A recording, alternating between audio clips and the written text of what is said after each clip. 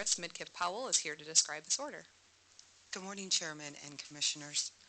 In the case before you, U1760-R, Detroit Electric Company had overcharged Severstal Dearborn LLC $15 million from 2008 to 2014. DTE refunded the money plus interest in 2015 and sought recovery of $13.4 million in this reconciliation case. In a ruling on July 12, 2017, the Commission disallowed $13.4 million due to the fact that the overcollection that the company made was not in the period of the reconciliation case. DTE appealed the Commission's decision to the Michigan Court of Appeals. On December 6, 2018, the Court of Appeals reversed in part the Commission's decision and defined the Severstal refund as a negative revenue, not as an expense. It also remanded the case back to the Commission for the express decision as to whether DTE acted unreasonably and imprudently. This order before you denies the recovery of the $13.4 million. The order states the company acted unreasonably and imprudently. The beginning balance of the 2016 Power Supply Cost Recovery Reconciliation shall be $29,527,496 over recovery, including interest. The order notes the administrative law judge stated in his proposal for decision in the original case that DTE failed from 2008 to 2014 to inspect meters. The ALJ also stated, as the staff noted, that the company never notified the Commission that it was unable to read the meters. The ALJ said that the amount the company sought to recover was a result of its unreasonable and imprudent actions, and the adjustment should not be allowed. Thank you. Thank you. Thank you for your work and your team's work on this case. I know it's been a long time coming. Is there a motion? Madam Chair, I move approval of Order U17680-R. Second. All those in favor? Aye. Aye. The order is approved. Item 4A2 is case number U18060, which involves an application filed by Consumers Energy Company for an extension of the Commission's approval of its voluntary prepaid billing pilot program and waivers of relevant consumer standards and billing practices for electric and natural gas service rules. Staff member Jake Thalen is here to describe this order. Good morning, Chairman and Commissioners. Case number U18060 involves an application by Consumers Energy Company for an extension of the Commission's approval of its voluntary prepaid billing pilot program and waivers of relevant consumer standards and billing practices for electric and natural gas service rules, as well as clarification of Rule 17.1, which provides that a utility shall bill each customer promptly after reading the meter and should include specific information except in cases of prepaid service. On May 3, 2016, the Commission approved the waivers for the pilot program for prepaid billing from June 1, 2016 to June 30, 2019. The pilot provided for up to 15,000 voluntarily enrolled residential electric customers who have an advanced metering infrastructure meter, access to one of the company's accepted communication methods, and are on the standard residential billing rate to have their monthly billing process replaced with a full access program in which they are able to see their account history, up-to-date metrics on energy use, and account balances. Enrolled residential customers also receive information regarding account balances, low account balance alerts, and pending shutoffs via email, telephone, and text message. Enrolled customers may return to regular billing without payment of fees or penalties. On March 26, 2019, consumers filed an application requesting a 3-year extension of the waivers of the relevant billing rules and asked the Commission to clarify whether Rule 17.1, as revived, waives compliance with specific billing rules related to timing and content of billings and notices to customers. The order before you clarifies that Rule 17.1 is not a waiver for billing frequency, method of delivery, and bill payment requirements set forth by the billing rules, regardless of a customer's prepaid billing status. Therefore, consumers must continue to request a waiver for these rules in connection with its prepaid pilot program. The order also finds that the voluntary pilot program has merit and should continue to be approved, and that the request for waivers of the relevant billing rules for pilot program participants should also be approved. The pilot program will run through July 1st, 2019 through June 30th, 2022. Consumers shall continue to submit monthly reports to the staff and file an annual report in this docket. Thank you. Right, thank you. And this is a great example. I know the staff have been monitoring the implementation of the prepaid pilot, and it's a way that, our ability to waive the rules to better accommodate customers and use common communication modes that can help customers manage their energy costs. I think it's a win-win. So thanks for your work on this and the oversight. That is there a motion? Madam Chair, I move approval of Order U18060. Second. All those in favor? Aye. Aye. Thank you. The order is approved. Item 4A3 are case numbers U18090 and U20469. Case number U18090 involves an application filed by Consumers Energy Company to establish updated avoided cost rates for qualifying facilities under the Public Utility Regulatory Policies Act of 1978. Case number U20469 involves an application filed by Consumers Energy Company requesting an order rescinding the avoided cost rates set in case number U18090. Staff member Caitlin Mucci is here to describe these orders. Good morning. Good morning, Chairman and Commissioners. The matter before you, case number U18090 and case number U20469, is a double-captioned order addressing motions and applications related to the Public Utility Regulatory Policies Act of 1978, or PURPA, avoided cost proceeding of Consumers Energy Company. Case number U18090 involves a proceeding opened on May 3, 2016, in which Consumers was directed to file avoided cost calculation methods and costs pursuant to PURPA. This has been a lengthy and complex proceeding, with many interveners with an interest in the avoided costs being reset by the Commission for the first time in decades. The Commission has issued several orders in this docket, including a final order on November 21, 2017, approving final avoided cost methods and costs, as well as a standard offer tariff. An order on December 20, 2017, suspending implementation of the newly approved avoided costs. An order on February 22, 2018, reopening the proceeding and limiting payments of full avoided costs to the first 150 megawatts of new qualifying facility capacity. And a final order on October 5, 2018, approving a standard offer tariff and lifting suspension of the implementation of approved avoided costs. In case number U18090, Geronimo Energy filed an application to present additional evidence, a motion for partial stay of the October 5, 2018 order, and a petition to intervene out of time.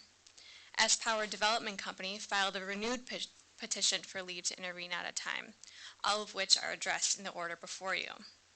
Also addressed in this order is a request by Consumers, filed on February 4, 2019, to rescind the standard offer tariff approved in the October 5, 2018 order. The order before you dismisses Geronimo Energy's application to file additional evidence, denies Geronimo Energy's motion for a partial stay of the October 5, 2018 order, dismisses the petitions for intervention filed by S-Power Development Company and Geronimo Energy, and denies Consumers' request to withdraw the standard offer tariff. Case number U20469 involves an application filed by Consumers requesting an order rescinding the avoided cost rates that were set in case number U18090. The order before you denies Consumers' application. Thank you. Is there a motion? Madam Chair, I move approval of Orders U18090 and U20469. Second. All those in favor? Aye. Aye. The order is approved. Item 4A4 is case number U18404, which involves an application filed by Indiana-Michigan Power Company for approval of its proposed 2018 Power Supply Cost Recovery Plan and Factors. The order before you approves the application. Madam Chair, I move approval of Order U18404. Second. All those in favor? Aye. Aye. The order is approved. Item 4A5 is case number U20165, which involves an application filed by Consumers Energy Company requesting approval of its integrated resource plan pursuant to MCL 460.6T and other relief. Staff member Alf Freeman is here to describe this order. Good morning, Commissioners. Public Act 341 of 2016 requires all rate-regulated utilities to submit Integrated Resource Plans, or IRPs, for the Michigan Public Service Commission review and approval. An IRP is developed by an electric utility and outlines its future resource strategy, how the electric utility will provide reliable, cost-effective electric service to its customers while addressing the risks and uncertainties inherent in the electric utility business. Consumers Energy's IRP in docket U20165 is the first plan before the Commission for approval. The company filed its plan on June 15, 2018, and the Commission, by law, has up to 360 days to review and vote on the plan. 24 parties participated in this case. They represented a wide diversity of Michigan stakeholders: Michigan ratepayers, the business community, the environmental sector, power producers, and community action groups. Consumers Energy filed a contested settlement agreement on March 23, 2019. The Solar Energy Industries Association filed an objection to the proposed settlement. Highlights of the settlement include approving the company's proposed plan as the most reasonable and prudent means of meeting energy and capacity needs through 2040 with modifications, $21 million for demand response programs to reduce load by 607 megawatts, $9 million for conservation voltage reduction programs providing a 44 megawatt load reduction, 718 megawatts of energy waste reduction, retirement of Karn coal units 1 and 2 near Bay City in 2023, a retirement analysis for the company's Campbell coal units 1 and 2 near Port Sheldon in its next IRP, a 5-year outlook for determining a capacity need. Annual solicitations will be conducted, and any remaining capacity not filled by the solicitation would be available to PURPA qualifying facilities. Future capacity will be required through a competitive bidding process run by an independent third-party evaluator. There will be a 50-50 split between the third-party contracts and the company-owned future capacity resources. A new financial compensation mechanism on all new third-party contracts beginning January 1st, 2019 will be set at 5.88% pursuant to PA 341. Current qualifying facilities with a PURPA-based contract with the company shall receive new purchase power agreements regardless of the company's capacity need when their current contracts expire based on the company's full avoided cost rates at the time of the purchase power agreement's expiration. A revised standard offer tariff for qualifying facilities up to 2 megawatts, qualifying facilities at or below 150 kilowatts shall receive.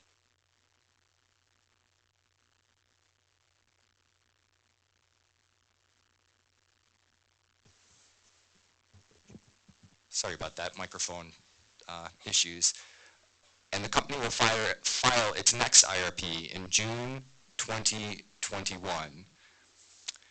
This order approves the contested settlement, finding the public interest is adequately represented by the parties who entered into the settlement agreement.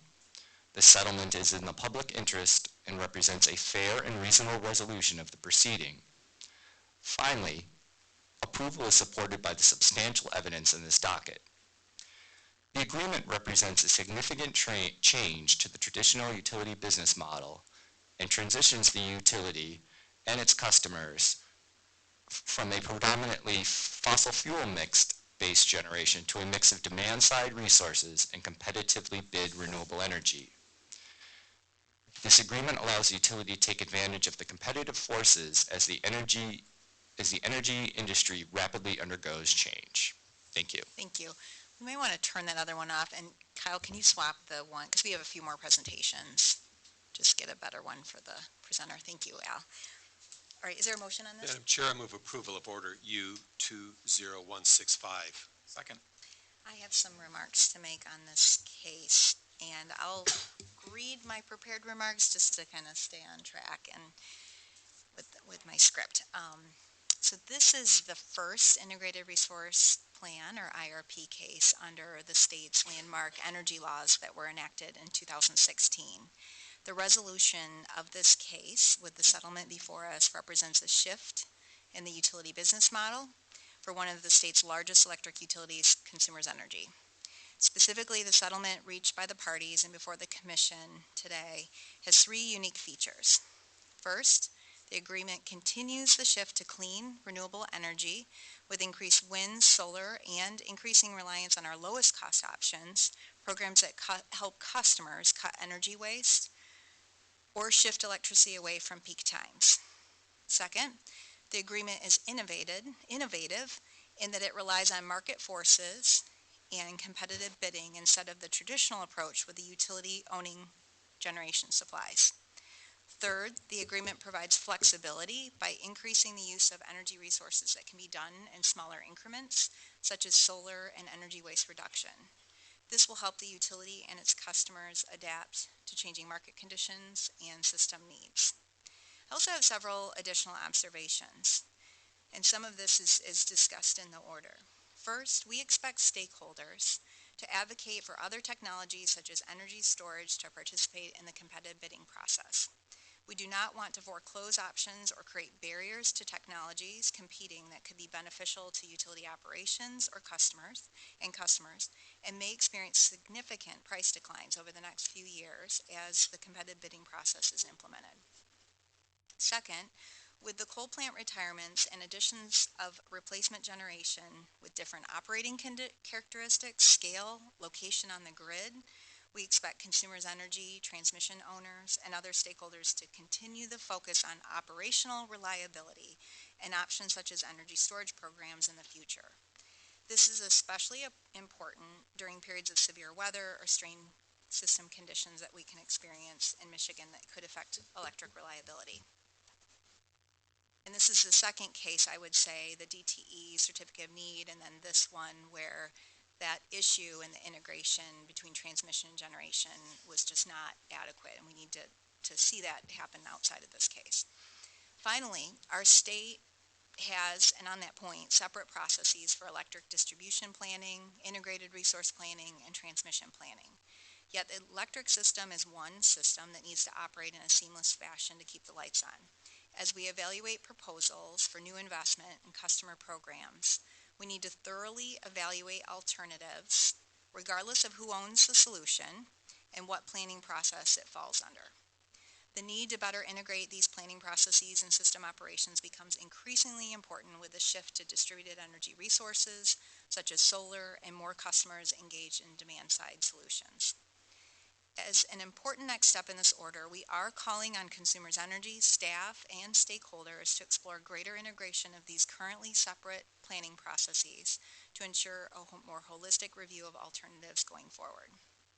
In closing, given the significance of this case, I want to acknowledge the work of the parties, our attorneys, advisors, Judge Feldman. We had 18 staff witnesses, and I'll announce their names: Paul Proudfoot, Lynn Beck, Sarah Molkoff, Roger Doherty, Lumi McKindy, Naomi Simpson, Zach Heidemann, John DeKuman, Jesse Harlow, Meredith Hidala, Karen Gould, Brad Banks, Katie Smith, Dave Isaacson, Taylor Becker, Bob Nichols, Cody Matthews, Jay Gherkin.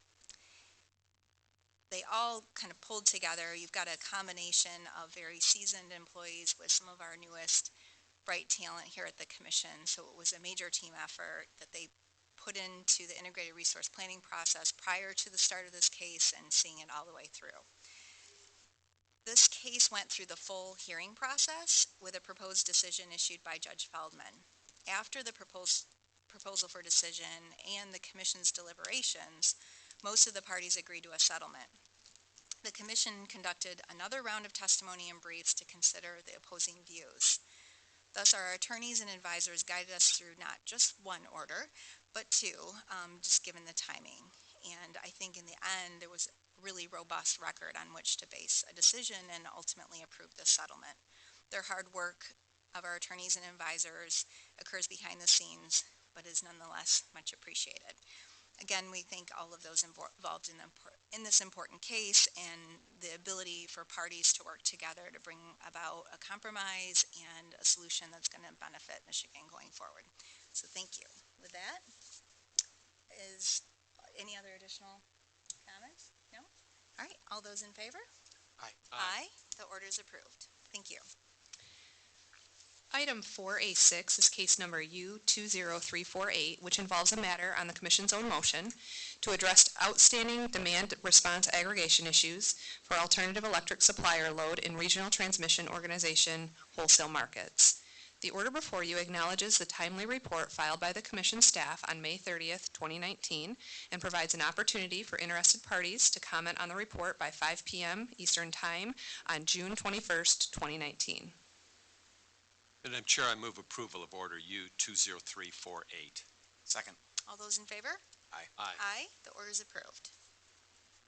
Item 4A7 is case number U20444, which involves an application filed by Consumers Energy Company requesting a partial waiver of the electric interconnection and net metering standards. Staff member Julie Baldwin is here to describe this order. Good morning, Chairman and Commissioners.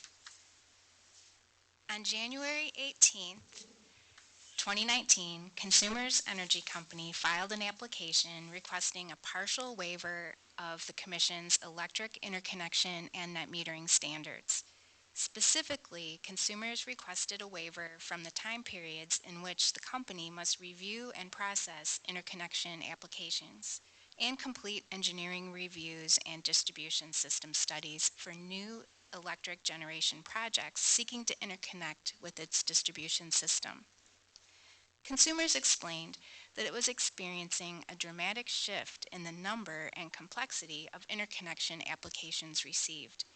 For example, in 2016, the company received 215 applications, and in 2018, there were 1,744 applications. Many of these applications were for larger solar projects, which require the company to perform complex studies involving technical employees with specialized skills. Additionally, if the waiver was granted, the company explained in its application that it planned to implement a 90-day moratorium on processing applications and corresponding interconnection agreement negotiations with applicants. During this moratorium, the company planned to assess some technical issues related to certain previously released studies and evaluate increased resource allocation. Multiple interested parties filed objections and comments. On April 10, 2019, the Commission issued an order denying consumers' request for a waiver for the smaller, less complex projects in the Category 1 and 2 size range, and directed the company to continue processing those applications in a timely manner. The Commission deferred its decision on the waiver request for the larger projects, described as Category 3, 4, and 5, and directed consumers to provide further, more detailed information about the status of larger projects and provided an opportunity for public comment.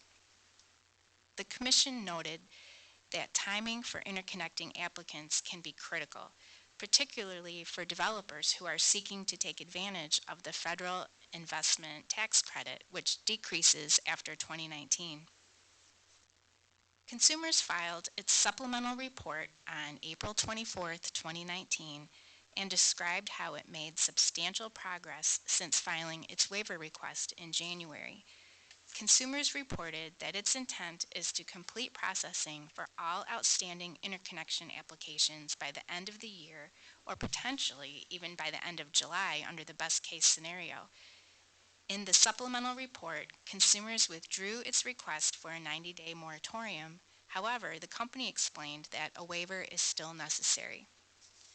The order before you finds that granting a partial waiver would inhibit progress and denies the request. The order also directs the company to file a report in this docket describing its progress in completing outstanding interconnection applications. Thank you. Madam Chair, I move approval of Order U20444. Second. And Commissioner Scripps? Thank you, Madam Chairman. One of the hallmarks of the commission is that we speak through our orders.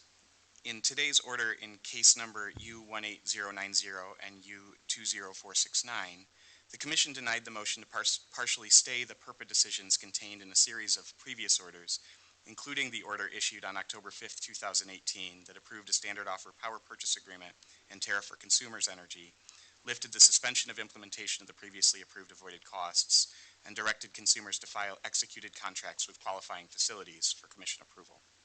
This morning's order in those cases also denied Consumers Energy's request to rescind the avoided cost rates established in U18090. In denying the motion for a stay and the request to withdraw the standard offer tariff, the Commission affirmed that the avoided cost rates and other elements previously approved remain in effect for a limited period of time. In U20165, this morning's order approved Consumers Energy's Transformative Integrated Resource Plan, which, among other things, includes 150 megawatts of new PURPA qualifying facility generation at the full avoided cost rate determined in case number U18090, and adopts both a competitive bidding framework and a new avoided cost methodology that will guide the development of significant additional solar capacity on a going-forward basis. And finally, in the present case, the Commission is denying Consumers Energy's request to waive our interconnection rules for Category 3, 4, and 5 projects, those 150 kilowatts and larger. As we noted in today's order in U18090 and U20469, regulation is an ongoing process. That the public interest is best served by keeping the October 5th order in effect because it allows the development of renewable resources to continue while aspects of the application of PURPA to consumers are refined in other proceedings, including the IRP proceeding, and that granting consumers' requests to rescind the avoided costs and other determinants and withdraw its standard offer tariff would lead to unnecessary confusion, uncertainty, and delay in executing PURPA contracts.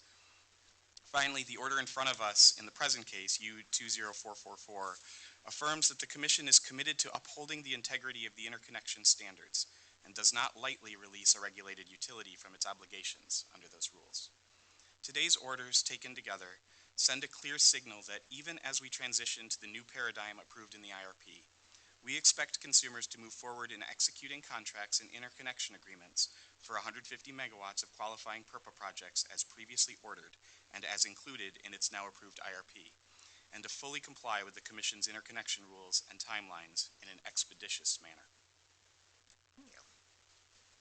All those in favor? Aye. Aye. The order is approved. Item 4B1 is case number U20569, which involves a matter on the Commission's own motion to require Consumers Energy Company to show cause why it should not be found in violation of the Misdig Underground Facility Damage Prevention and Safety Act. Staff member Dave Chesla is here to describe this order. Good morning, Commissioners. The order before you directs Consumers Energy to show cause why it should not be found in violation of Public Act 174 of 2013, the Misdig Underground Facility Damage Prevention and Safety Act. As required by this act, a facility owner or operator shall respond to the notice of intent to dig by marking their underground facilities in the area of the proposed excavation or blasting within 3 business days of receiving the notice. It is the Commission's responsibility to enhance public safety, protect the environment, and prevent disruption of vital public services by reducing the incidence of damage to underground facilities caused by excavation or blasting activities. The MPSC gas operations staff has tracked in April and May consumers' responses to requests to mark utility lines and found the company failed to timely respond to more than 20,000 requests and only partially responded to many others. Failure to mark utility lines can result in personal injury and damage to underground facilities. Upon receiving numerous complaints regarding the issue, staff has reached out to consumers to bring this issue to their attention and had asked them what efforts they were undertaking to resolve this issue. The staff has continued to monitor and communicate with consumers for the past 4 weeks, and it appears that the issue still remains. Consumers must file by 5 p.m. on June 28th in this docket its response to this order. Thank you. Thank you. Thank you for your work, and Jeff Carante, Kristen Lawless on this program. Commissioner Sari. Madam Chair, I move approval of Order U-20569. Second. And do you have comments? Thank you, Madam Chair. At the April 18th Commission meeting, the gas safety staff addressed the importance of the MISDIG call system to plan for safe excavation around underground utility systems. At that time, the Commission staff emphasized how the success of this one-call program contributes to the safety of the state's natural gas distribution system, and that when properly followed, protects our homes, schools, and businesses. Today, only 2 months later, we need to reinforce this gas safety message because of the Commission's concerns and disappointment we have regarding Consumers Energy Gas and its compliance with the MISDIG safety protocol. It's unacceptable to have thousands of unfilled requests cause a delay in the safety staking of underground facilities. We have been successful in getting contractors and homeowners to subscribe to the MISDIG safety system. They are making the necessary calls to the system, requesting that the location of underground facilities be marked before they begin their work. It's very, very discouraging to have a failure of compliance by Consumers Energy and its subcontractors hired to do the marking. The intent of this show cause order is very clear. We need Consumers Energy to provide us with information on how it will work to eliminate the unacceptable backlog and adhere to this safety program and live up to the spirit, intent, and letter of the state law. We want to make sure that when a homeowner or contractor follows all the safety procedures and properly requests staking prior to underground construction, the utility and its staking contractors will fulfill their responsibility under the MISDIG program. Thank you, Madam Chair. Thank you. And I would just add that, and you touched on this, that MISDIG needs to work effectively to protect public safety and make sure our economy keeps moving with infrastructure projects, whether they're big or small. The Commission is not going to accept when timelines are not met. The staking by the infrastructure owners of their underground facilities is the foundation to make this program work. And that has to be done in a timely manner. So we will be diligent in our enforcement on this, and we appreciate your leadership and your team's work to oversee the implementation and work informally to try and bring about resolution. With that, all those, hey, you want to chime in too?